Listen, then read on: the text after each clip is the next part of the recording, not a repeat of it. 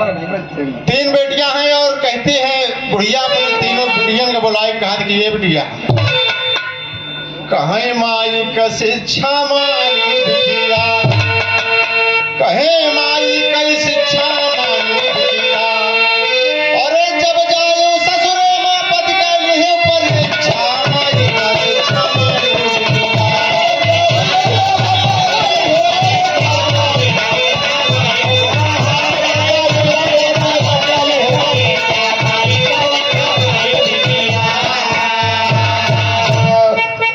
कहे अपने तीनों महतारी देती बा शिक्षा जब जायु ससुरे माँ बिटिया पति कलिहु परीक्षा नियम धर्म से वचन निभायो नियम धर्म से वचन निभायो ये हमारी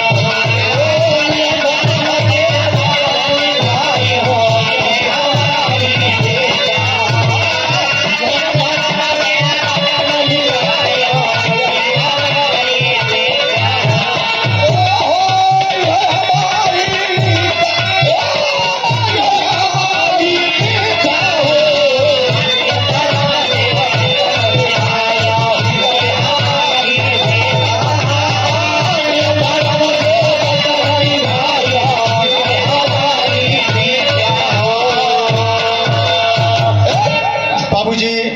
कहे कि जब जायु ससुरे में तो पहले अपने मन से धू के एक लात खींच के मारू बिटिया बिगड़ी कहे कह रहे माई अरे मन सेधु तो भगवान होत है ओकर लात से मारे चाहिए कहे कि जाई कहते हैं तना कह के आऊ तो बताऊ बाबूजी पहले बड़ी वाली अपने ससुराल में आती है अपने ससुराल में आती है चितसारी में दुल्हा से मुलाकात हुई तो शर्मात शर्मात कहने लगी कि एक बात बताइए हमारे अम्मा एक लात मारी के कहे तो मनसुदुआ कहा कि अरे बाप रे तोहार मातारी एक लात मारे कहे कौनो बात नहीं ना मनसुदुआ मस्त हो गया एकदम कहना पड़ा मास्टर चूम ले गुड़वा तोहार नहीं तर्ज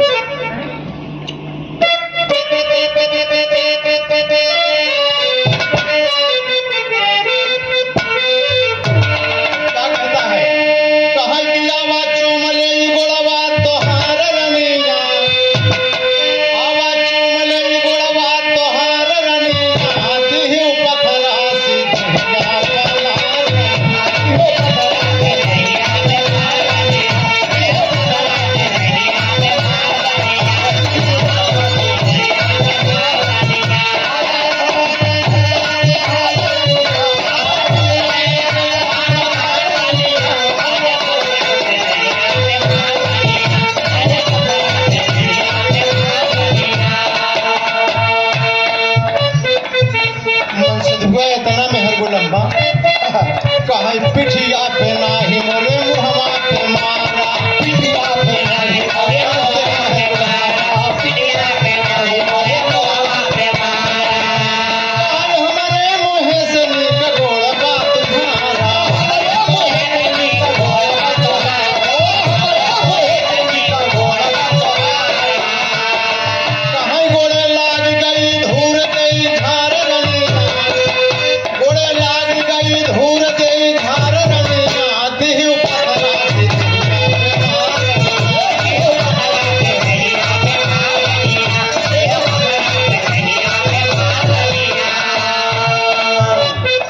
कहे पीठ बनाई हमारे मुँह पे मारा तो है कोमल कोमल गोड़ अरे मोर पप्पा पाथर इसे पीठ पर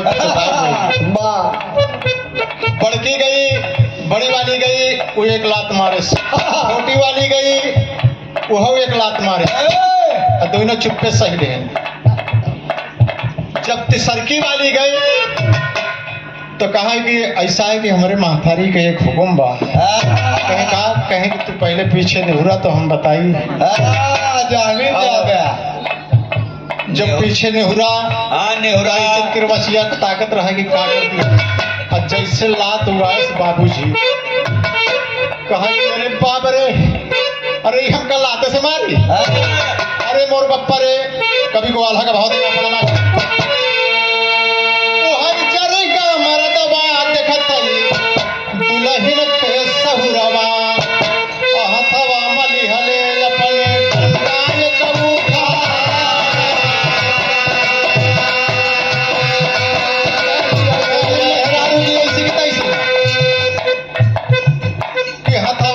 हथवा माली हले अपने डंडाल अब बरवा पकड़ के होके धरती पे धसी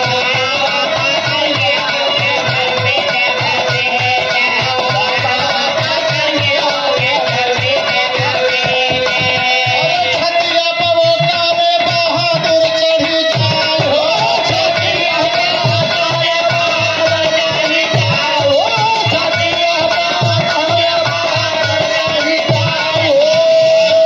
तोर महतारी शिक्षा दे हैं कि लाते समर में हमका तोर महतारी की शिक्षा या कहिया पकड़ के उठा के तई मारे अब बीसन लात का चढ़ दिया बाबूजी वही हथावा जोरी के तबा बोलै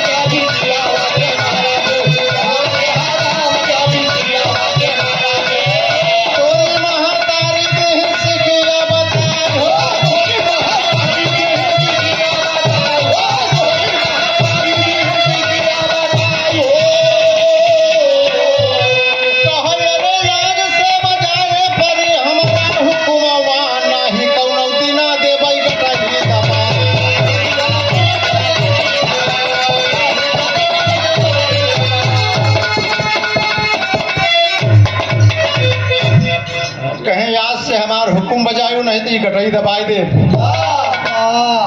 तेरी अरे मोर बप्पा रे दोनों गाल फूली आए जब तीनों बिटियन इकट्ठा भई ससुराल में तब बूढ़ा माई बोलाइन कहीं नहीं बताओ हमारी शिक्षा कैसे रही बहुत सही बूढ़ा माई पूछे लगे कहा मोरे शिक्षा में कितना कमाल बिटिया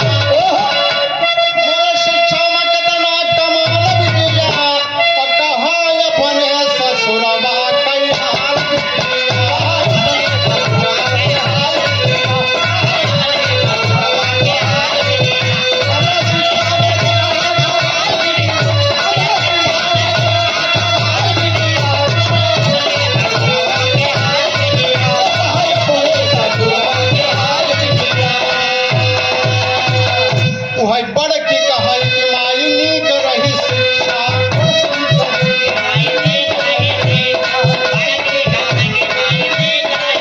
मार पिया का मोरी पूर भई इच्छा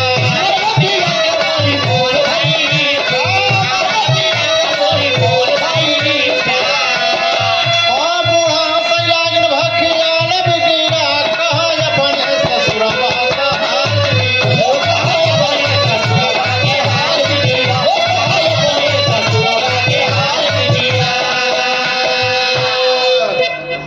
कहे माई बड़ी अच्छी शिक्षा रही हम तुम्हारे अभिलाषा पूरी हुई गई छोटी की कहीं कहीं बिट्टी तो का हाल कहीं हमारो हमका तो माल रबड़ी मलाई खियावे लगे मिठाई रे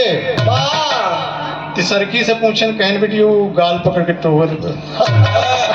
पप्पा रे तक की रात कहे माई हम से कहीं कहें जहाँ जहाँ मारे है बतक फिरा वही कहें कि ए भैया तोरे मन सिद्धू तो मन सिद्धू और सब सारे मेहरा यही बोल पड़ी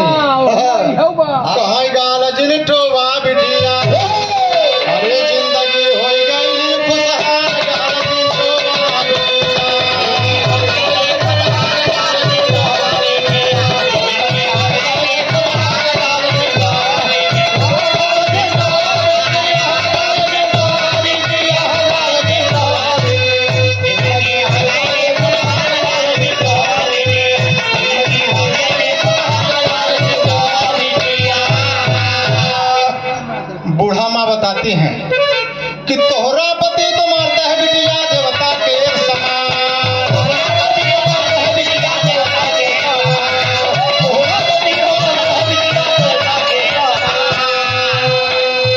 यही मर्द का फर्ज है बिटिया, यही हमारा ज्ञान ध्यान से केहू बनम का ज्ञान गाल तू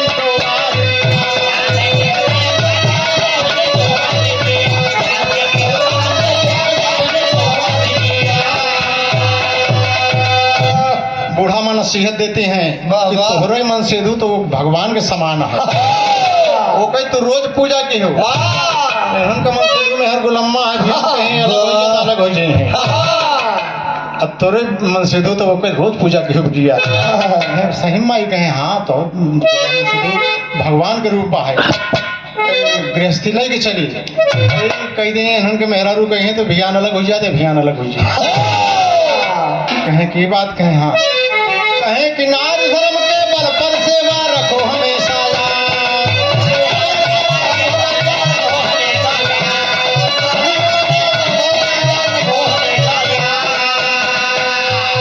कहे रामधार के भवन में जई तू कई दू आशीर्वाद खिलायु शिव कुमार कल्याण काल तू